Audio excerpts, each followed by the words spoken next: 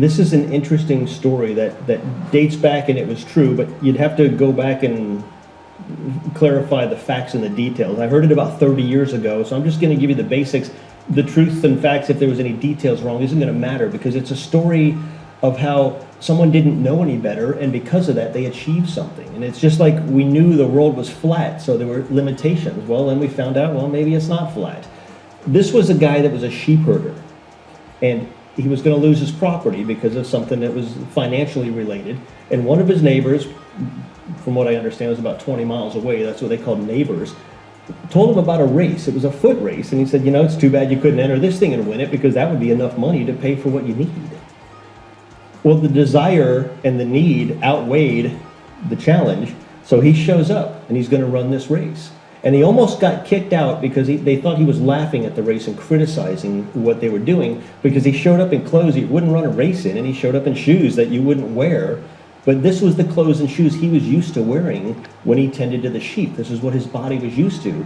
And this is going to be a story of how your heart is more powerful than technology. And if we didn't learn that from Rocky movies, well, you're going to learn it here.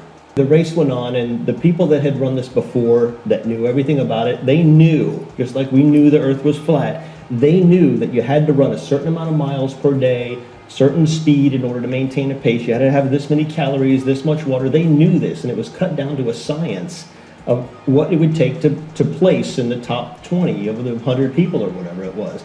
Well, what this guy knew is that if a sheep was sick or giving birth at 2 in the morning, you're not sleeping. You're tending to what you need to do. What this guy knew is you do what you need to do. Well, turns out that at the end of the race, people started showing up 3 or 4 days later when this thing took place, over hills and all, you know, big foot race across the country. And the first time that the first person crossed the line, there, hey, I won, and then some more people started showing. Hours later, more people started showing. But no one was making a big deal out of the guy that crossed the line. And he finally said, well, you know, what's going on here? And they said, well, you know, the guy with the boots on showed up yesterday. And everybody said, well, how in the world did that guy do it? Well, the answer was because, one, he needed it more than they did. He wanted it more than they did. He didn't have limitations because no one told him you can't do it. No one says you don't have a degree, so you can't do this. You didn't come from that kind of background or family. You can't do this. You know, when somebody's in an environment that maybe they were born from an unwed family back in the 50s, and they were abandoned, they were put up for adoption, they didn't really get that great of schooling, and here they are sitting next to someone at a job interview that went to all these schools and has all this. When we compare the two of those, we really look at one different than the other.